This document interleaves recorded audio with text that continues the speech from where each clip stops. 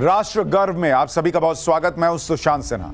राष्ट्र गर्व हमारा वो प्रयास जहां हम आपको वो किस्से, वो कहानियां, वो फैक्ट्स बताते हैं जो देश पर गर्व करने की वजह देते हैं।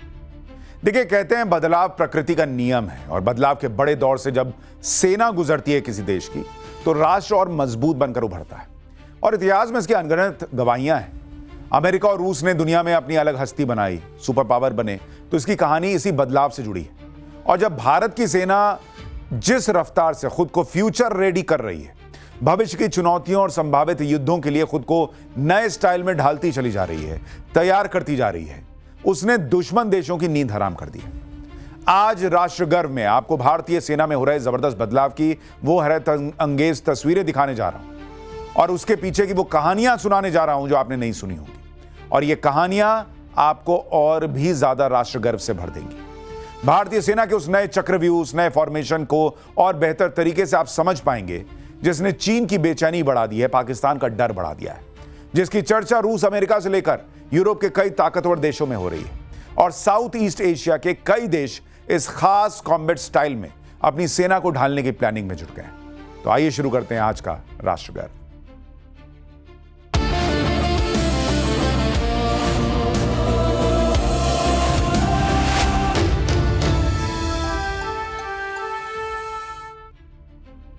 राष्ट्र गर्व का यह एपिसोड इंटीग्रेटेड बैटल ग्रुप यानी आईबीजी के बारे में है, जिसे भारतीय सेना के 75 साल के इतिहास में सबसे बड़ा क्रांतिकारी बदलाव बताया जा रहा है। इसने भारतीय सेना का पूरा फ्रेमवर्क बदल दिया है, युद्ध लड़ने के पारंपरिक तरीके को ही पूरी तरह बदल कर रख दिया।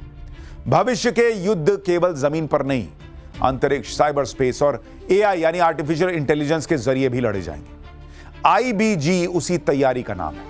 ये भारत की सेना का वो नया कॉम्बैट फॉर्मेशन है जो डायनेमिक रिस्पांस स्ट्रेटजी पर फोकस्ड है, यानी बहुत कम समय में दुश्मन को चौतरफा घेर कर तबाह करने की रणनीति। इंटीग्रेटेड बैटल ग्रुप के फॉर्मेशन ने जिस तरह चीन, पाकिस्तान और बांग्लादेश की सीमाओं पर भारत विरोधी साजिशों की हवा निकाल दी, वो हमारे राष्ट्र गर्व की नई कहानी है बॉस। देखिए आप भी।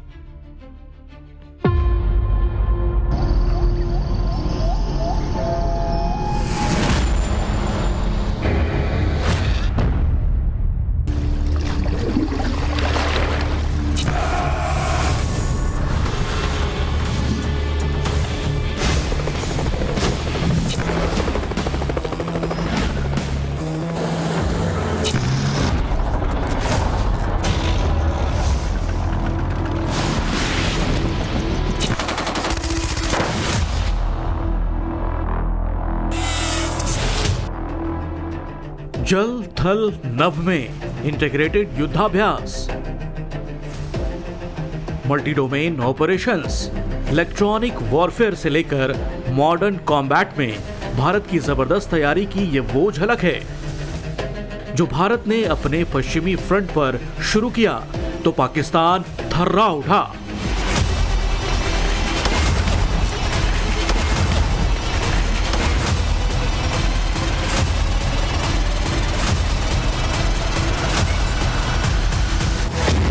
घबराहट ऐसी थी कि पाकिस्तान ने अपने एयर स्पेस के बड़े हिस्से को बंद कर दिया। इसी के बाद पूरे पाकिस्तान में एक ही चीज की चर्चा थी, भारत के इंटीग्रेटेड बैटल ग्रुप की, जो ऑपरेशन ट्राइडेंट यानी ऑपरेशन त्रिशूल में अपना शक्ति प्रदर्शन कर रही थी।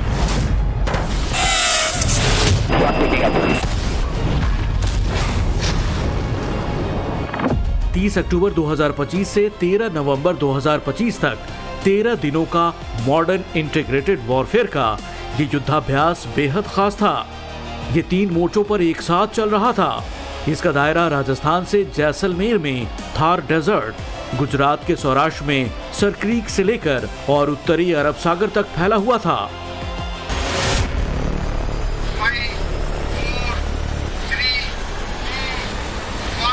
ये युद्धाभ्यास भारतीय सेना के नए लड़ाकू फॉर्मेशन रुद्र ब्रिगेड को रियल टाइम में टेस्ट करने का प्लेटफॉर्म था और रुद्र ब्रिगेड इसमें अजेय बनकर निकला।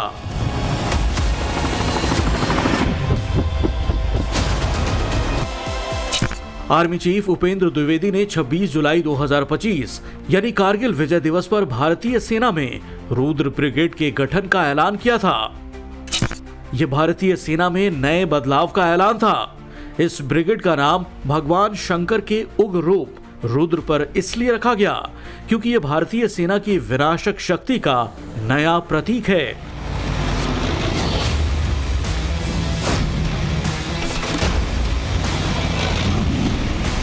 ब्रिगेड का गठन किया जा रहा है, जिसका सैंक्शन मैंने कल ही दिया है, जिसमें infantry, mechanised infantry, armoured units, artillery, special forces, unmanned aerial system जैसे फाइटिंग कंपोनेंट्स को एक साथ रखा जाएगा और विशेष रूप से तैयार किया जाएगा, जिसमें शामिल लॉजिस्टिक सपोर्ट और कॉम्बैट सपोर्ट है।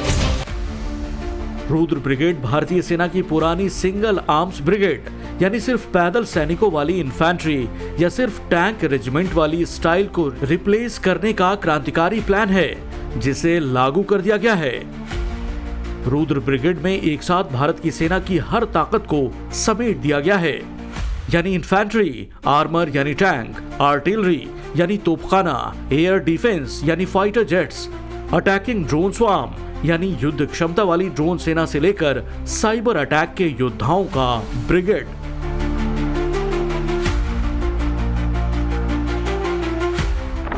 परंपरागत रूप से जहां युद्ध में आर्मी के जवानों की बड़े पैमाने पर तैनाती हुआ करती थी, 50,000 और उससे ज्यादा सैनिकों को युद्ध के मोर्चों पर उतारा जाता था, वहां 5,000 सैनिकों वाले रुद्र ब्रिगेड को नए एक्शन प्लान के तहत लॉन्च किया गया।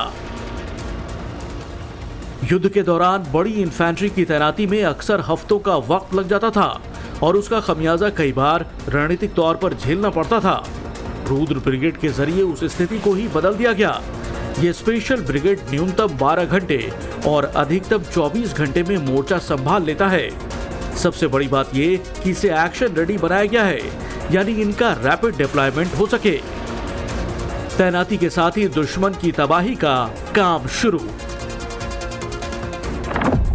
बड़ी इन्फेंट्री में जहां फौजियों को कमांड देने वाले अफसरों की संख्या 20 से ज्यादा हुआ करती थी, वहीं रुद्र ब्रिगेड में मेजर जनरल रैंक के एक अफसर के पास ही कमांडिंग पोजीशन होती है। इससे अटैक से लेकर डिफेंस तक के लिए फैसले फटाफट होते हैं, एक्शन क्विक होता है, पूरा फोकस जल्द से जल्द दुश्मन को हर तरह से तबाह कर देने का होता है और यही बात रुद्र ब्रिगेड को घातक बनाती है।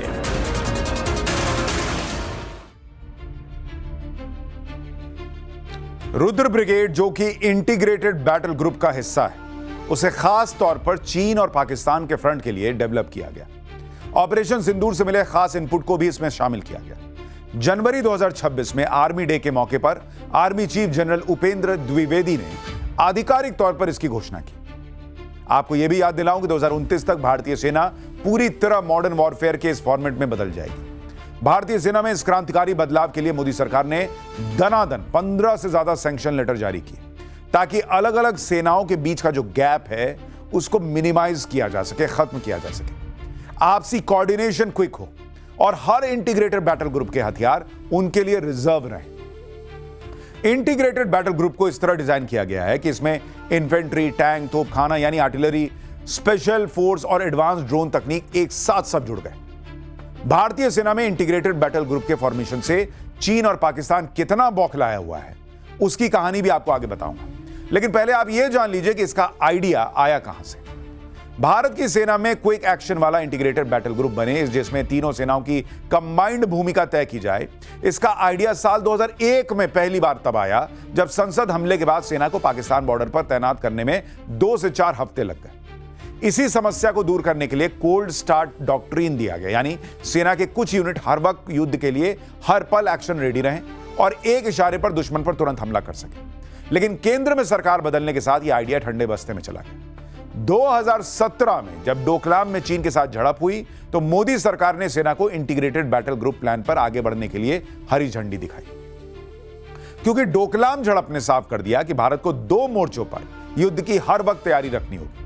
एक वेस्टर्न फ्रंट, जहां पाकिस्तान की सीमा 4 राज्यों जम्मू कश्मीर, पंजाब, राजस्थान और गुजरात के साथ लद्दाख से भी लगती है, जो केंद्र शासित प्रदेश है। दूसरा उत्तर पूर्वी फ्रंट, जहां चीन की सीमा लद्दाख, हिमाचल प्रदेश, उत्तराखंड, सिक्किम और अरुणाचल प्रदेश से लगती है। इसी के बाद सन 2018 में तब आर्मी चीफ रहे जनरल बिपिन रावत ने भारतीय सेना के पुनर्गठन का प्रस्ताव मोदी सरकार के सामने रखा। जो 4 बड़े रिस्ट्रक्चरिंग स्टडीज का हिस्सा था। अब उन्होंने चीन और पाकिस्तान से जुड़े दोनों फ्रंट के लिए शुरुआत में 13 इंटीग्रेटेड बैटल ग्रुप बनाने का प्लान किया था। आईबीजी के अलावा जनरल बिपिन रावत ने तीनों सेनाओं आर्मी, नेवी और एयरफोर्स को इंटीग्रेट कर थिएटर कमांड बनाने की भी सिफारिश सरकार के सामने रखी। ये दोनों भारतीय सेना के लिए क्रांतिकारी बदलाव थे। आईबीजी के जरिए सेना के एक्शन को क्विक और फ्यूचर रेडी बनाना था। वहीं थिएटर कमांड की जरूरत इसलिए थी ताकि तीनों सेनाओं के लिए एकजुटता के साथ क्विक फैसले हो सके। उसी के बाद भारतीय सेना के लिए सर्वोच्च पद यानी चीफ ऑफ डिफेंस स्टाफ बनाया गया। प्रधानमंत्री नरेंद्र मोदी ने 15 अगस्त 2019 को इसकी घोषणा लाल किले से देश के सामने की और तब थल सेना चीफ रहे जनरल बिपिन रावत को भारत का पहला चीफ ऑफ डिफेंस स्टाफ यानी सीडीएस बनाया गया। भारतीय सेना को मॉडर्न बनाने को लेकर पिछली सरकारों का अप्रोच कैसा रहा, यहां आपको उस पर भी गौर करना होगा, क्योंकि 1999 में पाकिस्तान के साथ हुए करगिल युद्ध के बाद ही करगिल रिव्यू कमेटी बनी। उसने तुरंत भारतीय सेना में चीफ ऑफ डिफेंस स्टाफ की नियुक्ति की सिफारिश कर दी थी उस समय, लेकिन यह बेहद महत्वपूर्ण सिफारिश 20 साल लटकी रही। 2019 में नरेंद्र मोदी ने इसको जाके लागू किया। अब आप कल्पना कर सकते हैं कि अगर चीफ ऑफ डिफेंस स्टाफ का पद नहीं बना होता तो ऑपरेशन सिंदूर में भारतीय सेना की पूरी क्षमता का उपयोग क्या उस तरह से हो पाता। डोकलाम और गलवान में अगर हमने चीन को करारा जवाब दिया, उस पर नकेल कसी, तो उसके पीछे सीडीएस के रोल की बड़ी भूमिका है। और अब सीमा विवाद में चीन भारत के साथ बातचीत की टेबल पर आया तो उसमें मोदी सरकार के डिप्लोमेटिक एफर्ट से लेकर भारत की मिलिट्री स्ट्रेंथनिंग की बड़ी भूमिका है, जिसके तहत चीन से लगे सरहदी इलाकों में जबरदस्त इंफ्रास्ट्रक्चर बिल्डअप हुआ। रोड बना, ब्रिज बना, एयरफील्ड बना और वहां सेना और हथियारों की तैनाती जल्द से जल्द हो सके, इसकी तैयारी पूरी की गई। इसके बाद जाकर इंटीग्रेटेड बैटल ग्रुप भी बनाया गया। इससे भारत की नेगोशिएटिंग पोजीशन मजबूत हो गई, क्योंकि चीन को पता चल गया कि अब भारतीय इलाकों में घुसपैठ आसान नहीं है। क्विक एस्केलेशन यानी तुरंत युद्ध छेड़ना खतरे से खाली नहीं होगा। भारतीय सेना में इंटीग्रेटेड बैटल ग्रुप के गठन ने चीन को कैसे बेचैन किया, राष्ट्र गर्व से भरने वाली अब इस कहानी को सुनिए।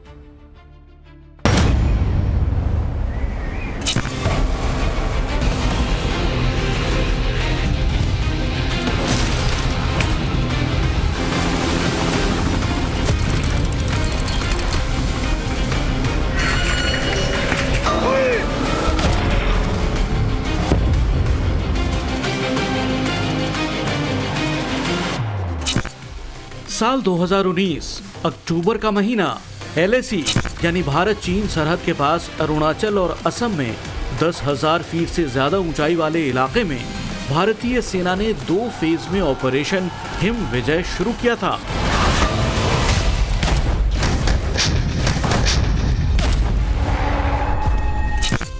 ये देश के पहले chief of defence staff Bipin Rawat की जबरदस्त प्लानिंग थी। ये भारत का पहला बड़ा माउंटेन कॉम्बैट एक्सरसाइज था और इंटीग्रेटेड बैटल ग्रुप के कॉन्सेप्ट का पहला बड़ा टेस्ट था, क्योंकि इस वॉर एक्सरसाइज की थीम अटैकिंग थी, जिसका सीधा मतलब दुश्मन पर हमला करने की तैयारी का परीक्षण करना था। इसमें थल सेना के 17वीं माउंटेन स्ट्राइक कोर के 15,000 सैनिकों को 3 हिस्सों में बांटा गया और इस तरह पहली बार 5-5 हजार सैनिकों के 3 इंटीग्रेटेड बैटल ग्रुप बने थे। इसमें आर्मी एविएशन की स्पेशल विंग तो शामिल थी ही, भारतीय वायुसेना का एयरक्राफ्ट ग्लोबमास्टर 3 और सुपर हरक्यूलिस C-130J खासतौर से शामिल हुआ। ट्रूप्स और तोपखानों को एयरलिफ्ट करने के लिए AN-32 विमानों का इस्तेमाल हुआ। हवाई हमलों का अभ्यास, अरुणाचल की घाटी में फौज के ट्रांसफर का अभ्यास किया गया। लाइट फील्ड गन, होवित्जर जैसे तोप जैसे बड़े हथियारों को MI-17, चिनूक जैसे हेलीकॉप्टर में हुक से लटकाकर अरुणाचल के दुर्गम इलाके में पहुंचाया गया। इसमें खास तौर से under slung gun drop technique का इस्तेमाल किया गया, जिसमें हेलीकॉप्टर उड़ान में रहते हुए गन को ग्राउंड पर सटीक जगह पर उतार देता है ताकि भारतीय सेना उसे तुरंत इस्तेमाल कर सके। इस तरह माउंटेन वॉरफेयर में इंटीग्रेटेड बैटल ग्रुप का यह पहला टेस्ट था, जिसमें तेज मूवमेंट, एयर ग्राउंड कोऑर्डिनेशन और इंटीग्रेटेड अटैक पर पूरा फोकस था। ऑपरेशन हिम विजय 2 फेज में हुआ। पहले ट्रूप मोबिलाइजेशन किया गया, माउंटेन असॉल्ट और एयर असॉल्ट पर फोकस किया गया। इस अभ्यास ने चीन को भारतीय सेना की नई लड़ाकू यूनिट आईबीजी की ताकत का एहसास करा दिया। हिम विजय ने चीन को दुर्गम पहाड़ों की लड़ाई में भारत की तैयारियों की भी झलक दे दी। 1962 में चीन ने धोखे से लड़ाई छेड़ी थी। तब दुर्गम पहाड़ी इलाकों में लड़ने का अभ्यास भारतीय सेना को नहीं था। ऑपरेशन हिम विजय से ही बौखलाकर चीन ने साल 2020 में 15 जून को पूर्वी लद्दाख के पास गलवान में घुसपैठ की। इस लड़ाई में कर्नल संतोष बाबू समेत भारत के 20 सैनिक शहीद हो गए, जबकि चीन को दोगुने से ज्यादा नुकसान उठाना पड़ा। मीडिया रिपोर्ट्स के मुताबिक 44 से ज्यादा चीनी सैनिक मारे गए। इसके बाद वहां दोनों तरफ से लाखों सैनिकों की तैनाती की गई। युद्ध जैसे हालात बन गए, लेकिन आखिर में चीन को 2024-25 में समझौते की टेबल पर आना पड़ा।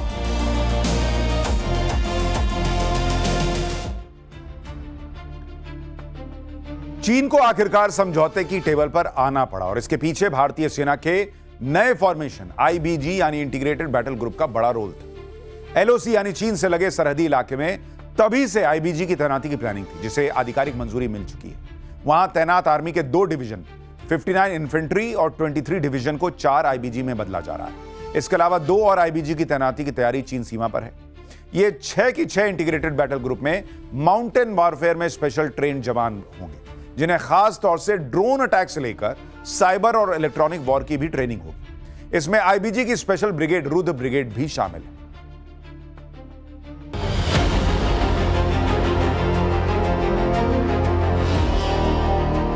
जम्मू कश्मीर से लेकर अरुणाचल तक हिमालय की चोटियों पर मौसम पल भर में बदल जाता है, इसलिए वहां युद्ध के लिए तैयार रहना आसान काम नहीं। रुद्र ब्रिगेड को वहां वॉर ऑपरेशंस के लिए डिजाइन किया गया है। यह रुद्र ब्रिगेड आधुनिक तकनीक, सेंसर और ड्रोन्स के जरिए आमने सामने या दूर से अचूक हमला बोलता है। रुद्र ब्रिगेड की सबसे बड़ी खासियत इसका ड्रोन इकोसिस्टम है। इसके हाई रेजोल्यूशन कैमरों वाले ड्रोन दिन रात दुश्मन की हरकतों पर नजर रखते हैं। बादलों से ऊपर उड़ने वाले ड्रोन SAR तकनीक से लैस होते हैं, जो कि रेडियो वेव्स का इस्तेमाल कर बादलों, धुंध और बारिश को चीरकर जमीन की 3D तस्वीर बना लेती है। यानी ऊपर भयंकर तूफान हो तब भी नीचे की हलचल साफ दिखती है। कामिकेज ड्रोन, जो विस्फोटक से भरे सुसाइड ड्रोन होते हैं, वो दुश्मन के टैंक और बंकर को टारगेट कर ध्वस्त कर देते हैं। इसी तरह आईबीजी के पास स्वार्म ड्रोन की क्षमता है, जिसमें एक साथ दर्जनों छोटे ड्रोन का झुंड दुश्मन के एयर डिफेंस सिस्टम को चकमा देकर हमला बोलता है। और बड़े आकार वाले लॉजिस्टिक्स ड्रोन भी हैं, जो दुर्गम पहाड़ियों पर सैनिकों का राशन, गोला बारूद और दवाइयां पहुंचाने में सक्षम हैं। इसी तरह आईबीजी अपनी ड्रोन कैपेसिटी का इस्तेमाल साइबर और इलेक्ट्रॉनिक वॉरफेयर में भी करती है। इसमें ड्रोन दुश्मन के संचार तंत्र यानी कम्युनिकेशन सिस्टम को जाम कर देते हैं, उनके रडार को फेल कर देते हैं। इन ड्रोन्स के कैमरों में थर्मल और इंफ्रारेड सेंसर लगा होता है, जिससे रुद्र ब्रिगेड भारी बर्फबारी, कोहरा या धुंध में दुश्मन को पहचान लेता है। अगर दुश्मन का सैनिक या गाड़ी बर्फ के पीछे या घने कोहरे में छिपी है, तो उसकी शारीरिक गर्मी ड्रोन की स्क्रीन पर सफेद या लाल धब्बे की तरह साफ चमकती है। लद्दाख और सिक्किम जैसे इलाकों में उड़ते समय ड्रोन के पंखों यानी प्रोपेलर्स पर बर्फ जमने का खतरा रहता है। ऐसे में रुद्र ब्रिगेड के आधुनिक ड्रोनों में पंखों पर एक विशेष कोटिंग होती है, जिससे कि वो खुद को गर्म करने की क्षमता रखते हैं। उन पर बर्फ नहीं जमती और वो बीच हवा में क्रैश भी नहीं होते। इनके इलेक्ट्रॉनिक हिस्से पूरी तरह सील होते हैं। तेज बारिश या पिघलती हुई बर्फ के पानी से इनके सर्किट में शॉर्ट सर्किट नहीं होता। ताजा रिपोर्ट के मुताबिक भारत अरुणाचल, पूर्वी लद्दाख के अलावा सिक्किम, जहां भारत, चीन और भूटान का ट्राई जंक्शन है, वहां भी आईबीजी की रुद्र ब्रिगेड की तैनाती करने जा रहा है। इसके बाद पाकिस्तान के फ्रंट पर यानी भारत की पश्चिमी सीमा पर आईबीजी की बड़ी तैनाती होने वाली है। भारत की सेना का रीस्ट्रक्चरिंग का आईबीजी प्लान बहुत खास है। इसकी 3 महत्वपूर्ण कड़ियां हैं। एक छोर थिएटर कमांड है, जहां तीनों सेनाएं एक छतरी के नीचे आती हैं। दूसरा सिरा जो है वो भैरव लाइट कमांडो बटालियन है, जो आईबीजी एक्शन प्लान की सबसे छोटी यूनिट है। यह ग्लोबल ट्रेंड का हिस्सा है। दुनिया के ताकतवर देशों ने साल 2000 के बाद मॉड्यूलर, कॉम्बाइंड आर्म्स, सभी हथियार, इंटीग्रेटेड यूनिट्स और जॉइंट थिएटर कमांड्स बनाए। अमेरिका में ब्रिगेड कॉम्बैट टीम यानी BCT, जिसका गठन साल 2003-4 में किया गया। नेटो देश ब्रिटेन और जर्मनी की सेना भी IBG मॉडल को फॉलो करती है। भारत की IBG की तरह रूस में बटालियन टैक्टिकल ग्रुप्स हैं, जिसे BTG कहा जाता है। इसमें एक बटालियन को tank, artillery, air defence engineers के साथ इंटीग्रेटेड किया गया। इसका यूक्रेन युद्ध में बड़े पैमाने पर यूज हुआ। यूक्रेन में रूस ने जो तबाही मचाई, उसके पीछे BTG का घातक अटैक है। चीन में भी IBG की तरह कंबाइंड आर्म्स ब्रिगेड है। साल 2015 से 2017 के दौरान वहां की सेना PLA में यह रिफॉर्म हुआ। वहां सेना की डिवीजन को ब्रिगेड में बदल दिया। अपने पुराने 7 मिलिट्री रीजन को 5 जॉइंट थिएटर में बदला गया। इसमें भारत के खिलाफ उसने वेस्टर्न कमांड को तैनात कर रखा है। फिर चीन क्यों भारत में IBG बनने पर बौखला रहा है? उसकी वजह भारतीय सेना के इस इंटीग्रेटेड बैटल ग्रुप का एक छोटा और क्विक एक्शन वाला होना है। भारत में 5000 सैनिक इस ग्रुप का हिस्सा है, जबकि चीन के वेस्टर्न कमांड की ऐसी ब्रिगेड में 3 गुना सैनिक है और उसके हथियार भी भारी हैं, जबकि भारत की IBG के हथियार बेहद हल्के और अल्ट्रा मॉडर्न है। इसके अलावा भारत में ड्रोन आर्मी और को साइबर अटैक और इलेक्ट्रॉनिक वॉरफेयर से जोड़कर चीन को नया झटका दे दिया गया है। इसलिए IBG यानी इंटीग्रेटेड बैटल ग्रुप को भारत के राष्ट्र गर्व की नई कहानी कहा जा रहा है, जिसके बारे में आज हमने बताया।